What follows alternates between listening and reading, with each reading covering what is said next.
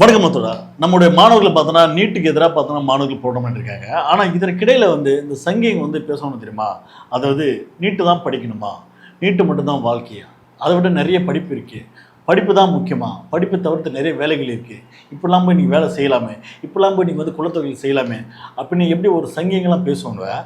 அந்தமாரி நம்ம டிவிக்கு நிர்மல்குமார் இருக்கிறார்ல, என்னது சங்கீதான் அவர், ஆமாம் சங்கீதான் அவர், ஆர்எஸ்எஸோட சங்கி, ஆர்எஸ்எஸோட கேங்கில் வளர்ந்த ஒரு சைல்டு அவர். அதாவது ஒரு குழந்தையாவே ஆர்எஸ்லேருந்து வளர்ந்து இன்னைக்கு டிவிக்கில் ஒரு சங்கியை செயல்பட்டுக்கிறாரு. அவர் இப்போ சமீபத்தில் கொடுத்த பேட்டி பார்த்தோன்னா நீட்டு மட்டும்தான் படிப்பா, பல வேலைகள் இருக்குங்க, கார்பெண்டர் வேலைகள் இருக்குது, அந்த வேலைகள் இருக்குது, இந்த வேலைகள் இருக்குது, என் வீட்டில் கேளுங்க, நாங்களே வேலை தர அப்படின்ற மாரி யார் ஒரு அமைச்சர் பேசுகிறாரு நிர்மல்குமார். சார், எங்கள் பிள்ளைங்களை பார்த்தா இப்படி தான் பேசுவீங்களோ? அது மட்டும் இல்லாமல் நம்மளோட ஆதவ அர்ஜுன் அமைச்சிருக்கிறாருல, அவர் பார்த்தோன்னா ஒரு ஆணவத்தில் ஒரு ஸ்பீச் கொடுத்துருக்கிறாரு. இவங்கள ரெண்டு பேர் தான் நம்ம இன்னைக்கு புலக போகிறோம். வாங்க வீடியோக்குள்ள போவோம். நடிகர் கவுண்டமணி இருக்கிறாருல, அவரோட பழைய படத்தில் பார்த்தோன்னா ஒரு டைலாக் ஒன்று வரும், செமையான டைலாக். ஒரு என்னன்னா, ஒரு அவ்வா, அதாவது பார்த்தோன்னா ஒரு பார்ப்பன சமுதாய சேர்ந்த ஒரு கேரக்டர் எங்கடா பிள்ளைய அழைச்சின்னு போற அப்படின்னு கேட்கும்போது அவர் சொல்லுவார், சாமி என் புள்ள படிக்க போகுது சாமி அப்படின்னு. என்னது உன் புள்ள படிக்க போதா? டே, நீலாம் படிச்சனா இங்கே இருக்கிற வேலை எவன்டா சேர்த்துனோடனே, கொஞ்ச நாளைக்கு நீ உன் பிள்ளைங்க செய்யடா அப்படின்னோடனே, ஐயோ காலம் கெட்டு போச்சு, கலிகாலம் முத்து போச்சு அப்படின்னு அந்த அவா இருக்கிறார அந்த மாமா அப்படியே சலிச்சுட்டு போவார். ஸோ அந்த மாதிரி தான் பார்த்தோன்னா சங்கிகள் என்னன்னா, அவ்வாவும் அந்த வேலை செய்யணுங்க, நாங்கள் மட்டும்தான் மேல் இடத்துல வேலை செய்யணும், நாங்கள் மட்டும்தான் சாமிக்கு நிகரானவங்க, நாங்கள் மட்டும்தான் கோவில் அர்ச்சனை செய்யணும், அது மட்டும் இல்லாமல் எல்லா ஐடி துறையிலும் பார்த்தா நாங்கள் மட்டும் தான் இருப்போம், அதையும் தாண்டி அமெரிக்கா போகிறதும் நவால தான் இருக்கணும், அதுக்கு மட்டும் இல்லாமல் நாங்கள் மட்டும்தான் விளக்கரோட போயிட்டு புணர்ந்து ஒற்றுமையோட வாழ்வோம், நீங்களாம் கீழ் சாதிங்க, வெள்ளக்காரன் பார்த்தோன்னா மேல் சாதிங்க, நாங்களாம் பார்த்தோன்னா சமமானவர்கள், நாங்களாம் பார்த்தோன்னா சாமிக்கு நிகரானவர்கள். ஆனால் இந்தியாவில் பார்த்தோன்னா மாட்டுக்கறி சாப்பிட்டோம்னா அவனை அன்டச்சபிள் சொல்லி கீழ் சாதி சொல்லி நாங்கள் ஒதுக்குவோம். ஆனால் நாங்கள் வெள்ளக்காரன் மாட்டுக்கறி தன கூட நீ வாடா, நீ நம்ம சாதிடா அப்படின்னு சொல்லி கட்டி பிடிச்சி கல்யாணம் பண்ணிப்போம். அந்த மாதிரி பேசக்கூடிய ஒரு சங்கி எப்படி பேசுவோம் தெரியுமா? அந்த மாதிரி தான் பார்த்தோன்னா நம்ம நிர்மல்குமார் அமைச்சர் பார்த்தோன்னா அவரும் பேசிக்கிறாரு. ஏன்னா அவர் சங்கீதனை, அது மட்டும் இல்லாம அவங்களோட அண்ணன் இருக்காரு தெரியுமா, அவரே பார்த்தோன்னா மேடம் அப்படிதாங்க பேசினாரு. அதாவது பார்த்தோன்னா நீட்டு தான் தேர்வா, நீட்டு தான் படிப்பா, இங்க பல வேலைகள் பல படிப்புகள் இருக்கு, அதெல்லாம் போய் நம்ம செய்யலாமே அப்படின்னு சொல்லி யாரு இப்ப இருக்கிற நம்மளோட சிஎம் விஜய் இருக்கிறாருல, அவரு பேசுகிறாருங்க. அது கொஞ்சம் பார்க்கலாம் அந்த வீடியோவை. நீட்டு மட்டும் தான் உலகமா, பர்டிகுலரா ஒரே ஒரு படிப்புல மட்டும் நம்ம அச்சீவ் பண்ணியே ஆகணும் அப்படின்னு நினைக்கிறது ஒன்றும் சாதனை கிடையாது. இது நான் ஏன் சொல்றேன்னா, நீட்டு மட்டும் தான் உலகமா. பாத்தீங்களா என்ன மாதிரி ஒரு சிஎம் சார்ல, அதாவது மாணவர்களோட எஜுகேஷனுக்கு எப்படிலாம் மோட்டிவேஷன் பண்றாருல. சிஎம் சார் என்ன சார் இதெல்லாம் ஒரு சிஎம் பேசுற பேச்சா? நான் அப்ப சிஎம் இல்லைங்க, இப்போ உங்களுக்கு அறிவு வந்துருச்சுங்களா? இப்போ அறிவு வந்துட்டுனா நிர்மல்குமாரை பேசுறாருல, கட்சி விட்ட தூக்க வேண்டியதானே, இல்லை ஒரு கண்டன அறிக்கை கொடுக்க வேண்டியதானே, இந்த மாதிரிலாம் பேசக்கூடாதா, அதெல்லாம் தப்புடான்னு சொல்ல வேண்டியதானே? சொல்ல மாட்டீங்களா? அப்போ என்னன்னா சங்கியோட அஜெண்டாவை இவங்க கரெக்டாக செயல்படுறாங்க. அதாவது முன்னாள் முதல்வர், அதாவது மு.க. ஸ்டாலின் இருக்கிறார்ல, அவர் எந்த மேடையில் போனாலும் படிப்பு தான் முக்கியம்னு சொல்லுவாருங்க. 1000 பிரச்சனை விடும், எந்த பிரச்சனை வந்தாலும் அதை நான் பார்த்துக்கிறேன், மாணவர்களாகி நீங்கள் ஸ்ட்ராங்காக படிங்க, படிப்பு தான் உங்களுக்கு முக்கியம், படிப்பு தான் உங்களுக்கு சாப்பாடு போகணும், எந்த மேடையில் போனாலும் படிப்பை பற்றி தான் பேசுவார். அப்படியேப்பட்ட முதல்வர் பார்த்தோன்னா இவர் பார்த்தோன்னா பெண்களுக்கு எதிரானவர், இவர் ஒரு தீய சக்தி அப்படின்னு போர்ட்ரேட் பண்ணிட்டு இன்னைக்கு நாங்களும் தூய சக்தின்னு சொல்லக்கூடிய நம்ம விஜய்கிறாருல, அவர் இன்னைக்கு பார்த்தோன்னா ஒரு ஆட்சி நடத்துறாரு. அந்த ஆட்சியில் ஒரு நிர்மல்குமார் அமைச்சர் அவர் பேசுறாரு. என்ன சொல்றது பேசுறாருன்னா, அந்த வீடியோ மூலம் பார்த்துட்டே பேசுவோம். என்ன நெக்ஸ்ட் லெவலில் என்ன இருக்கோ அதை பார்த்துட்டு பண்ணணும். எல்லா கேரியரும் நல்லா தான் இருக்கு, எல்லா ப்ரொஃபஷனும் நல்ல ப்ரொஃபஷன் தான், இன்க்ளூடிங் இப்போ கார்பெண்டரா எக்ஸலண்ட்டாக இருக்கு. ஸோ அவங்களுக்கான தேவை அதிகமாக இருக்கு. இன்னைக்கு யாராவது போய் கார்பெண்டர் நீங்கள் போய் கூப்பிடணும்னா இன்னைக்கு 1 வீக் ஆகுது அப்பாயின்மெண்ட் கிடைக்காது. அவங்களை கூப்பிட்டு நீங்கள் பார்க்கறதுக்கு 1 வீக் ஆகுது. அவங்களுடைய தேவை அதிகமாக இருக்கு. ஸோ எல்லா பிளம்பர் இருக்காங்க, பிளம்பரோட தேவை அதிகமாக இருக்கு. ஸோ எல்லாரும் அதை ஒரு ஜாபாகவும் ஒரு ப்ரொஃபஷனாகவும் கன்சிடர் பண்ணுறதுல, கார்பெண்டர் வேலைக்கு ஆள் இல்லை, உங்க வீட்டு கக்கூசு கழுவுறதுக்கு ஆள் இல்லை, உங்க வீட்டு தோட்டத்துல வேலை செய்யறதுக்கு ஆள் இல்லை, அதனால நீட்டு மட்டும் தான் படிப்பா, நிறைய தொழில் இருக்கு அதெல்லாம் போய் செய்யலாமே. இல்ல பாவம்பா, என்ன ஒரு கருணை, என்ன ஒரு மனித நேயம். சார் ஆமா, உங்ககிட்ட ஒரே ஒரு கேள்வி கேட்கணும்.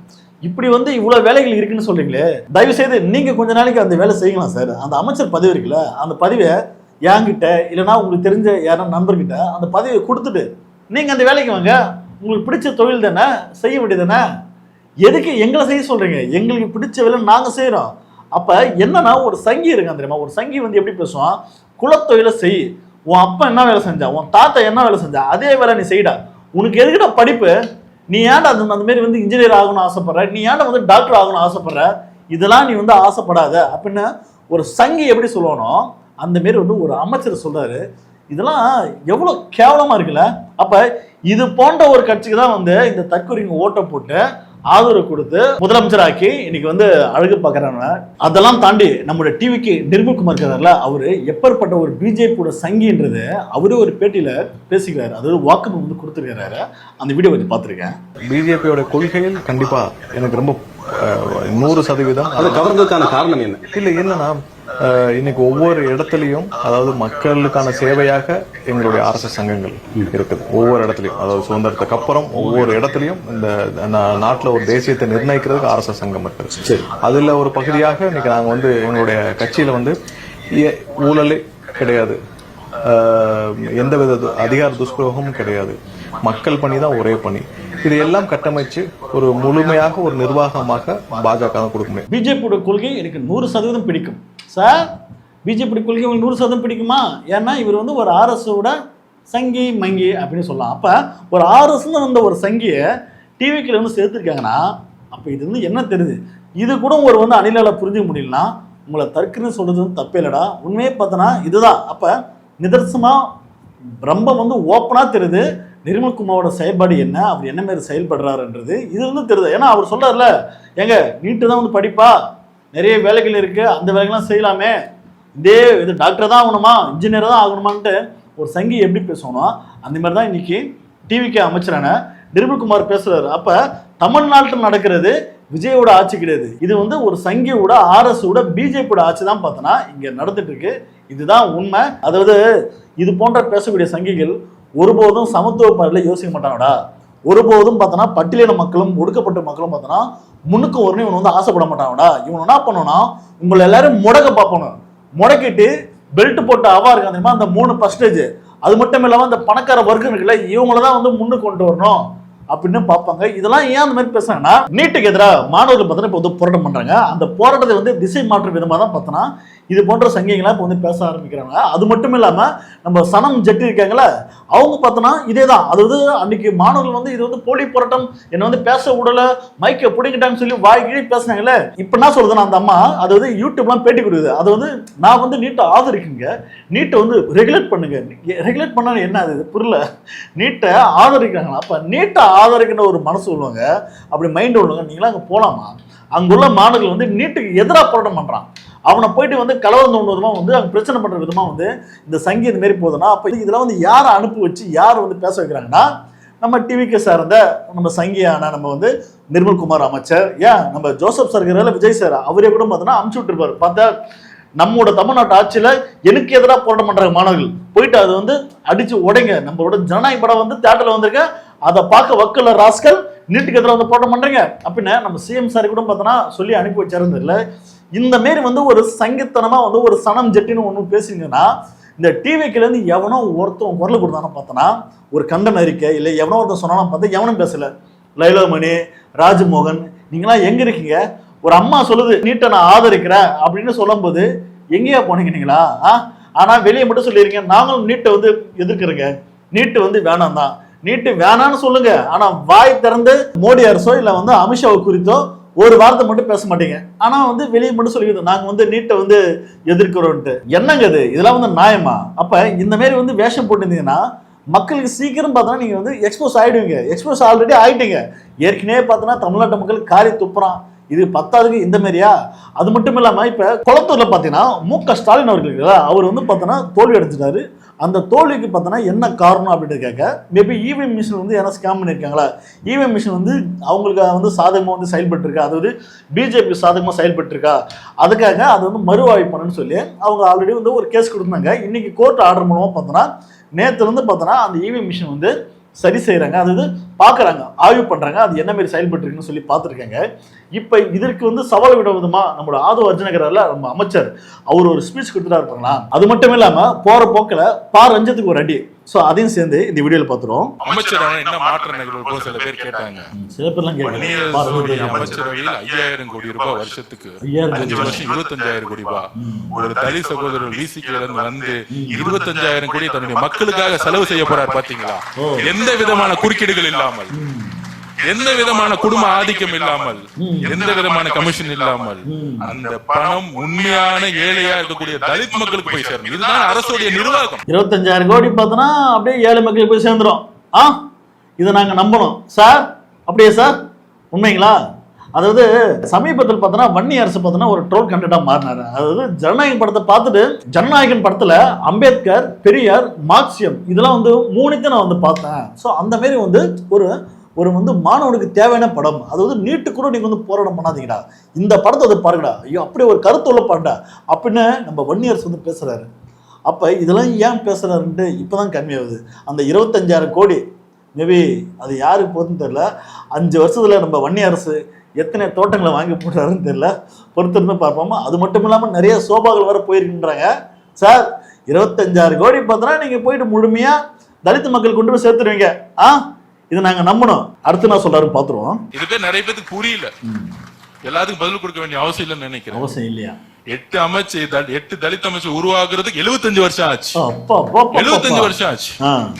அவங்க என்ன செய்ய போறாங்கிறது 5 வருஷம் கழிச்சு தெரியும், 2 மாசத்தை தெரியாது. சில அறிவாளிகள் 2 மாசத்துக்குலாம் நம்ம பதில் சொல்ல வேண்டிய அவசியம் இல்லை. அதனால நாம் நம்ம கடமையை செய்வோம். சில அறிவாளிகளா நீங்க வந்து பதில் சொல்ல மாட்டீங்களோ? சில அறிவாளினா வந்து யார சொல்றாருன்னா பா ரஞ்சித் தான் சொல்றாரு. அதாவது பா ரஞ்சித் வந்து என்ன கேட்டதுன்னா, 8 தலித் அமைச்சர்கள் வந்து இருக்காங்களே, தலித்தோட ரெப்ரசன்டேட்டிவ் நீங்க வந்து உருவாக்கி வச்சிருக்கீங்களே, அவங்களால என்ன பயன், என்ன யூஸ்? ஒரு தலித் பிரச்சனை வந்தா யாருன்னா எவனா வாய் தந்து பேசுறாங்களா அப்படின்னு பா ரஞ்சித் ஒரு கேள்வி கேட்டாருப்பா. இது வந்து இவரால பொறுத்துக்க முடியல. எப்படிடா நீ இப்படி வந்து கேட்ப? நாங்க யார் தெரியுமா? 8 பேரை வந்து தலித் அமைச்சர்ல உருவாக்கி இருக்கோம். 8 பேர் யார் ஆட்சியும் இல்லாதவனு. திமுக ஆட்சியில பார்த்தோன்னா 4-5 அமைச்சர்கள் வந்து ஆல்ரெடி இருந்துருக்காங்க. இந்த வரலாறு உங்களுக்கு தெரியுமா? அதாவது 7 அமைச்சர்கள் உருவாக்கிட்டேன், 8 அமைச்சர்கள் உருவாக்கிட்டேன். என்ன பெருமை இது? அதாவது அதிகாரம் அவங்க கிட்ட இருக்கான்னா பா ரஞ்சித் வந்து சர்டிபிகேஷன் கேட்கிறாரு. அதிகாரம் இருக்கா? 8 அமைச்சர்கள் இருக்காங்களே. ஒரு ஊர்ல தலித் மக்கள் வந்து வாழக்கூடிய ஒரு பகுதியில பார்த்தோன்னா அம்பேத்கர் சிலை வந்து நிறுவக்கூடாது, அம்பேத்கர் வந்து சிலை பார்த்தோன்னா கால் மேல கால் போட்டிருக்க, அந்த சிலை நிறுவக்கூடாதுன்னு சொல்லி அதை எதிர்த்து சண்டை போட்டவன் எவன்? இதை வந்து எதிர்த்து கேள்வி கேட்காத இருந்தது யாரு? அந்த 8 தலித் அமைச்சர்கள் வந்து உருவாக்கி வச்சுட்டு ஏன் வாய் திறந்து பேசல? வாயில என்ன வச்சிருந்தாங்க அப்படின்னு பா ரஞ்சித் அவர்கள் வந்து கேட்கிறாரு. இதுக்கு உங்களுக்கு பதில் என்னன்னா, பதில் தெரியாது. எதுக்குங்க ஏங்க அம்பேத்கர் சிலை நீங்க வந்து ஓபன் பண்றீங்க? அம்பேத்கர் சிலை தான் வந்து எங்க அண்ணன் பார்த்தோன்னா ஒரு ஆபீஸ்ல ஓபன் பண்ணிக்கிறாரு, அங்க வந்து பார்த்துட்டு போக கூடாதா? சார் அம்பேத்கர் பார்த்தோன்னா உங்களோட கொள்கை தலைவர். ஸோ அப்ப இந்த மாதிரி ஒரு பிரச்சனை வரும்போது உங்க தலைவரே போய் நேரில் போயிட்டு ஒரு விழாவா கொண்டாடக்கூடாதா அப்படின்னு கேட்கிறாரு பா ரஞ்சித். இதுக்கு என்ன சார் நீங்க பதில் வச்சிருந்தீங்க? வாயை மூடிட்டு இருந்தீங்க. அப்ப என்ன காரணம்? சாதி ஓட்டு. நான் வந்து சாதியை ஒழிச்சிட்டேன், என் ஆட்சியில சாதியே கிடையாது, சாதி பக்கம் நிறைய பேர் ஓட்டு போட்டாங்க, ஏங்க கேண்டிடேட் தெரியாம கூட ஓட்டு போட்டாங்க அப்படின்னு பார்த்தா இதெல்லாம் எவ்வளவு கேவலம், எவ்வளவு அசிங்கம்.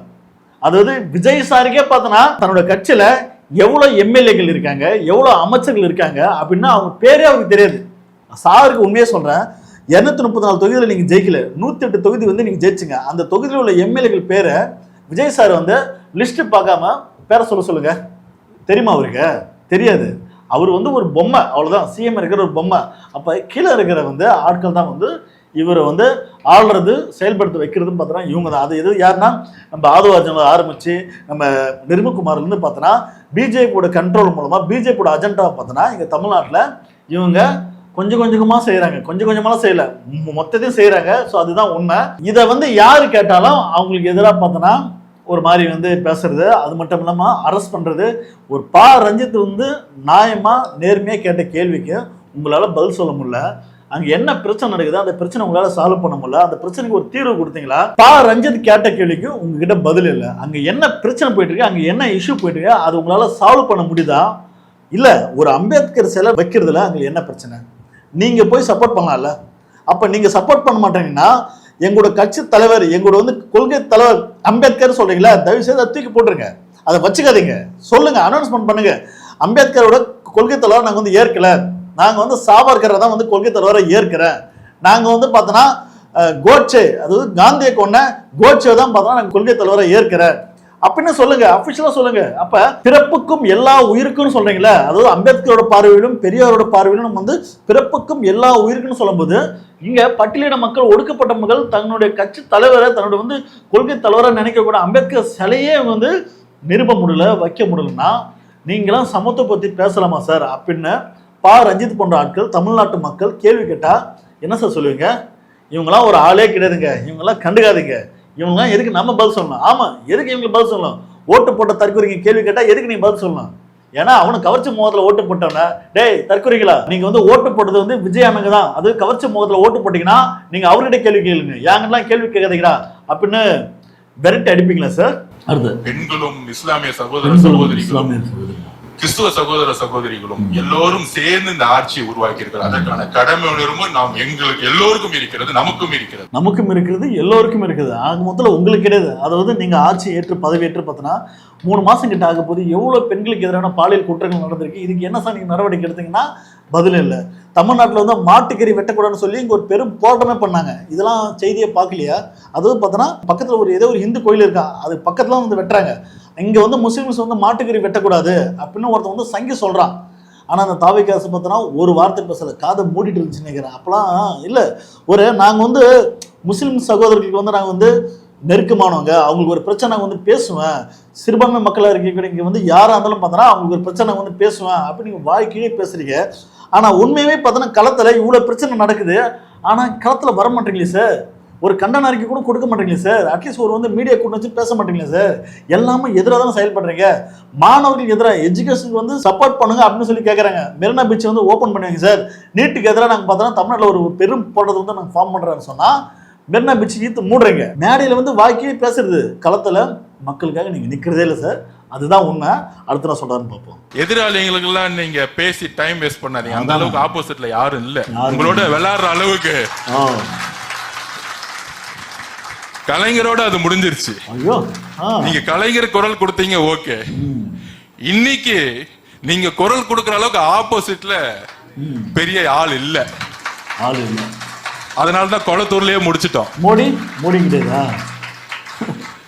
கொளத்தூர்லயே வரலாற்றை முடிச்சிட்டோம். ஆமா, குளத்தூர்லேயே வரலாறு முடிச்சிட்டோம். ஆமாம், குளத்துல நீங்கள் போய் என்னையா பண்ணீங்க? அப்படியே அரசியல் மேடையை போட்டு மக்கள் கொண்டு போயிட்டு அரசியல் படுத்தி, அரசியல் புரிதல் படுத்தி, அரசியல் தெளிவுபடுத்தி இப்படியே நீங்கள் வந்து ஓட்டு வாங்கினீங்க, கவர்ச்சி காமிச்சே ஓட்டு வாங்கினீங்க. இது வந்து ஒட்டுமொத்த தமிழ்நாடு மக்களுக்கே தெரியா. குளத்தூர்லேயே நீங்கள் மக்கள் காரி துப்புறாங்க, தெரியாமல் வந்து ஓட்டு போட்டேன் கவர்ச்சிக்காக, மாற்றம் சொல்லி கரண்ட்டை வர மாட்டேன்னு சொல்லி காரி துப்புறான். அந்த குளத்தூர் எம்எல்ஏ ஒருத்தர் இப்படி அவர் எங்கே தான் போனாருன்னு தெரியல, ஆளே காணோம், தேடி நிற்கிறான். எல்லாரும் போய் தயவு செய்து மக்கள்கிட்ட போயிடாதீங்க, செம காணலுக்கிறானு. குளத்தூரில் வரலாறு முடிச்சுன்றீங்க, குளத்தூரில் வந்து கவர்ச்சியில் வந்து ஏமாத்துறீங்கன்னு சொல்லு. ஒரு 5 நிமிஷம் பேசுனீங்க, 5 நிமிஷம் இல்லைன்னா அப்படியே அரசியல் அப்படியே கழுவி ஊற்றிட்டீங்களான்னு நினைங்க. முதல்ல ஆளுவர்ஜனா அவர்களே, உங்களுக்கு என்ன தெரியும் அரசியல் பற்றி? அரசியல் பற்றி எதனா ஒன்று தெரியுமா உங்களுக்கு? உங்கள் அண்ணங்கிறாருல அவர் அதை விட மோசம். அப்போ அரசியல் பற்றி ஒன்றுமே தெரியாத ஒரு ஆள் தான் போயிட்டு 5 நிமிஷம் பேசி நாங்கள் அரசியலே மாற்றிட்டோம். இது வந்து அரசியலை மாற்றின்னு சொல்லக்கூடாதுங்க, கவர்ச்சி காமிச்சுன்னு சொல்லுங்க. நாங்கள் ஷோ காமிச்சா ஓட்டு போட்டான்னு சொல்லுங்க, அதுதான் உண்மை. இது உங்களுக்கு தெரியும், ஆனால் வெளியே சொல்லக்கூடாது. வெளியே என்ன வந்து நான் கவர்ச்சியை காமிச்சு ஓட்டு கேட்டேன், நான் ஃபேஷன் ஷோவை நடத்துறேன், நான் அவுத்து போட்டா நிற்கிற மாரி பேசுறாரு மாடலே சொல்ல விஜய் சார் பேசுறாரு அந்த மாரி. அப்ப கவர்ச்சியை வச்சுதான் இவங்க வந்து ஓட்டு வாங்கினான்றது 100% உண்மைன்றது மக்களுக்கு தெரியும் சார். இரு, அடுத்த இதே ஆணவத்தில் பேசுறேன்னு நினைக்கிறேன், அதையும் பார்த்துருவோம். எத்தனை ரீகவுண்ட் வேணா கேட்கலாம். 9000 ஓட்டுல இருந்து 15000 ஓட்டுல வேணா மாறுமே தவிர 9000 ஓட்டுல இருந்து ஒரு ஓட்டு கம்மியாவாது. என்னது மக்கள் கொடுத்த தீர்ப்பு, குடும்ப ஆட்சியை தூக்கிறதுக்கான தீர்ப்பு. அவங்க 7 மிஷின்ல 70 மிஷின்ல எடுத்து பார்த்தாலும் 9000 ஓட்டுல இருந்து 15000 ஓட்டு மாறுமே தவிர ஒரு ஓட்டு கம்மியாவாது. குடும்ப ஆட்சியில இருந்து தூக்கி எறிஞ்ச ஒரு ஆட்சி, குடும்ப ஆட்சின்றீங்க, வாரிசு அரசியலா அப்படின்னு சொல்ல வரீங்க. வாரிசு அரசு சொல்லக்கூடிய ராகுல் காந்தி இருக்கிறார்ல, அவர்கிட்ட எங்க நீங்க கூட்டணி வச்சுங்க. உங்களுக்கெல்லாம் வெக்கம், மானம், சூடு, சொர்ணம் இல்லை, நீங்கள் எவனா சொல்லி மக்கள் எவனா கேள்வி கேட்டால் என்ன சார் பதில் சொல்லுவீங்க? அப்போ குடும்ப ஆட்சின்னு ஏமாத்துறீங்களே, ராகுலோட உங்களுக்கு என்ன கூட்டணி? என்ன கூட்டணி? அதாவது சார், அரசியல் என்பது வெற்றி தோல்வின்றது சகஜம். அதாவது அரசியல் என்பது பார்த்தோன்னா வெற்றி தோல்வின்றது சகஜம் தான். இன்னைக்கு தோக்குறோம், நாளைக்கு ஜெயிப்பான், நாளைக்கு ஜெயிக்கிறோம், மறுநாள் தோப்பான். அப்போ உங்கள் அண்ணன் ஜெயிச்சார்ல, அவரும் நாளைக்கு தோப்பாரு. இது வரலாறு தான், இது வந்து கண்டிப்பா நடக்கும். அப்படியே மனம் ஜெயிச்சுட்டே இருக்க மாட்டார். இதுதான் வந்து அரசியல். ஸோ இது கூட தெரியாம நீங்க இப்படி ஆணவத்தில் ஆடுறீங்களே, எங்க உங்க அப்பாவுக்கானா அப்படின்னு சொல்லிலாம் ஆணவத்தில் ஆடுறீங்க. இதெல்லாம் மக்கள் பார்க்குறாங்க சார். கூடிய சீக்கிரத்தில் விரைவா உங்களுக்கு சிறப்பான சம்பவம் மக்கள் செஞ்சு வைப்பாங்க. ஏன்னா பணத்திலே வளர்ந்து ஊழல்லே வளர்ந்து வந்தாலும் நீங்களாம் யாரு, லாட்ரி மார்ட்டினோட ஃபேமிலி, நீங்களாம் வந்து ஏழை எளிய மகன் சொல்லிக்காதீங்க தயவு செய்தலாம், பணக்கார ஃபேமிலி. ஸோ நீங்கள் தான் வந்து பார்த்தோன்னா ஊழலை ஒழிக்க போகிறேன்னு சொல்லி ஒரு மக்களை ஏமாற்றி ஏதோ ஒரு வகையில் ஆட்சியை பிடிச்சிட்டீங்க. ஸோ ஆட்சிக்கு வந்தோம், தயவுசெய்து மக்கள் பணிகளை செய்யுங்க. யாருன்னா கேள்வி கேட்டால் பதில் சொல்லுங்க. அதை விட்டுட்டு நீ எல்லாம் கேள்வி கேட்கக்கூடாது, நீ எல்லாம் வந்து என்னென்ன வந்து நிற்க கூடாதுன்னு சொல்லலாம், பேசக்கூடாது. இப்படிலாம் பேசுனீங்கன்னா ஆணவத்தில் ஆடுறதான்னு நினச்சி மக்கள் வருகின்ற தேர்தலில் உங்களுக்கு சிறப்பாக ஒரு ஆப்பு வந்து சொல்லி விடுவாங்க சார். தயவுசெய்து மக்கள் பிரச்சனைக்காக குரல் கொடுங்க, மக்களுக்காக கலப்பனைக்காக வந்தீங்க, தயவுசெய்து வேலையை செய்யுங்க சார். இப்படிலாம் பேசிட்டு இருக்கிறது it's very very wrong sir. இந்த வீடியோ பற்றின கருத்தை பற்றி நீங்கள் என்ன நினைக்கிறது மறக்காம கமெண்ட் பண்ணுங்க. அடுத்த வீடியோ சந்திப்போம். நன்றி, வணக்கம்.